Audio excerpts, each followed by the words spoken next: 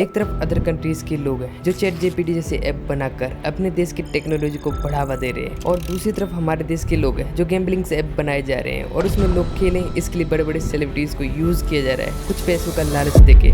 आजकल social media खोलते तो ऐसा लगता है जैसे कि हम किसी गैम्बलिंग हाउस में आ गए हो जहाँ पर भर भर के गैम्बलिंग से ऐड चलाए जाते हैं। तो कोई आकर बोलता है कि टीम बनाओ और पाओ लंबरगिनी जीतने का मौका, तो कोई बोलता है लूडो खेलो और जीतो लाखों के नाम। और ये बात वही लोग कर रहे होते हैं जिनके लिए तुम लोग पैसे देकर उन्हें देखने के लिए स्टेडियम और थिएटर में जाते हो, और फिर वही लोग कुछ पैसों की लालच में आके हमें इस दलदल में ढकेल देते हैं। अब सरकार भी इस पे चुप्पी साधे हुए है क्योंकि उन लोगों ने बड़ी चालाकी से गेम ऑफ स्किल प्रूफ कर दिया है। अब तुम लोगों की समझ में नहीं आया कि गेम ऑफ स्किल क्या होती है, तो तुम्हें मैं समझाता हूँ। गेम ऑफ स्किल ऐसा होता है जैसे कि अगर तुम कोई गेम खेल रहे हो और वहाँ पर तुम्हारी स्किल यूज हो रही हो, उसके बलबूते पे तुम हार रहे हो या जीत रहे हो वो तुम्हारी स्किल पे डिपेंड करता है, तो वो हो जाता है तुम्हारा गेम ऑफ स्किल। और गेम ऑफ लकी होता है कि जैसे कि तुम किसी गैम्बलिंग हाउस में गए होगे, वहाँ पर तुमने एक मशीन देखी हो जहाँ पर नंबर लिखे होते हैं और सारे नंबर सेम आ जाते हैं तो तुम जीत जाते हो, और अगर नहीं आते हैं तो तुम हार जाते हो। वो तुम्हारी होती है गेम ऑफ लक, यानी तुम्हारे लक पे डिपेंड करता है कि नंबर आएंगे या नहीं आएंगे। और ये चीज इंडिया में बैन है, गेम ऑफ स्किल बैन नहीं है। अब इसी चीज को इन लोगों ने प्रूव कर दिया है जिसके कारण सरकार भी इन लोगों का कुछ नहीं कर पा रही। अब यही कारण है कि हमारा देश आज टेक्नोलॉजी के मामले में 36वें नंबर पे है, जबकि और कैटेगरियों में बहुत आगे है।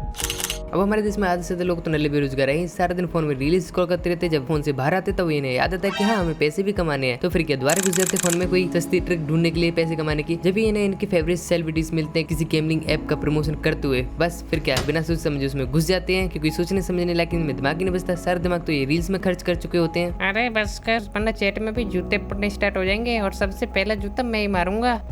अरे भाई गुस्सा मत हो यार, मैं तो मजाक कर रहा था।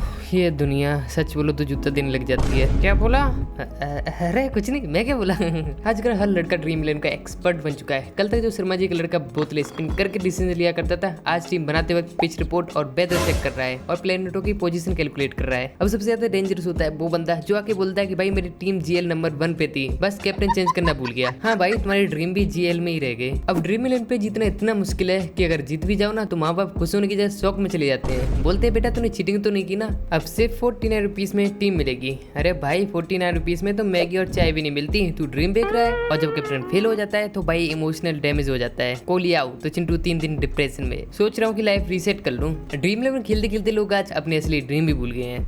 पापा बेटा आईएएस की तैयारी कैसे चल रही है?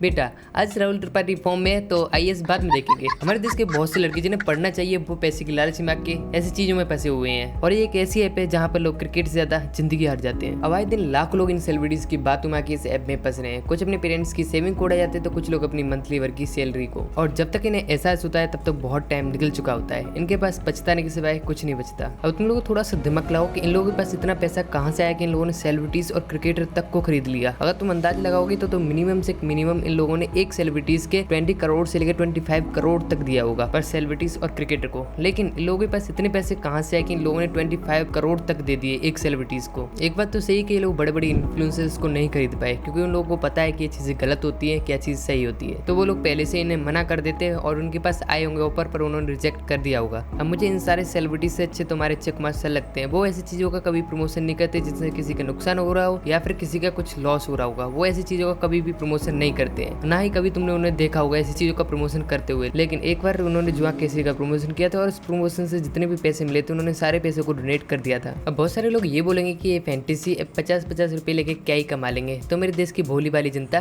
मैं तुम्हें बता दूं कि अकेले ड्रीम इलेवन ने ही 5 साल में 15,500 करोड़ से ज्यादा का प्रॉफिट किया है। अब बहुत से ऐसे लोग होंगे जो टीम बनाने के लिए वीडियो छोड़ के चले गए होंगे, और कुछ लोग ऐसे होंगे जो वीडियो देख के टीम बनाने के लिए जाएंगे। अबे यार ये मेरा फोन कहाँ से बजने लगा? हाँ हेलो बोल, क्या हुआ? अरे तुझे पता है राम के साथ क्या हुआ? क्या हुआ राम के साथ? अरे वो 1 करोड़ जीत गया टीम इलेवन में। क्या सच में? चल तो मिलते हैं शाम को, उससे पूछते हैं टीम बनाने के बारे में थोड़ा कुछ।